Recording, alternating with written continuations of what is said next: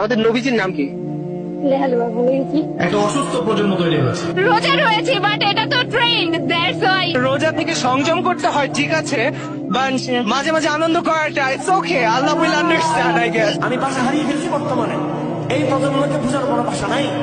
কেউ বিশ্বাস করতে চায় না সে মুরতাদ হয়ে গেছে, কেউ বিশ্বাস করতে চায় না সে মুনাফিক হয়ে গেছে। টোটালি আর নাস্তিক প্রজন্ম তৈরি হয়েছে। এবং ঠিক দেখার আগে আগে মায়া দেখছি, ওর ঠিক দেখার আগে দেখছি ওর পাশে মায়া পড়ছে কিনা, ও আগে এটা খেয়াল করছে। পাপকে তারা খুব একটা পাপ মনে করে না। ছেলে মেয়ের অবাধ মেলামেশা ওদের কাছে কোনো পাপ মনে হয় না, এটা স্বাভাবিক মনে হয়। যারা কমপ্লিট জাহান্নামী, বিনা হিসেবে জাহান্নামী যারা, এরা আমাদের মুসলমান ছেলেদের আইকন। মেসি কি জান্নাতি? জান্নাতে যাবে? মেসি যদি এখন এই অবস্থায় মারা যায় তাহলে ও কিভাবে আমার আইকন হয়? আমি ওর নামের লেখা টি শার্ট পরে কিভাবে ঘুরি? তার প্রতি আমার ভালোবাসা কিভাবে জন্মায়?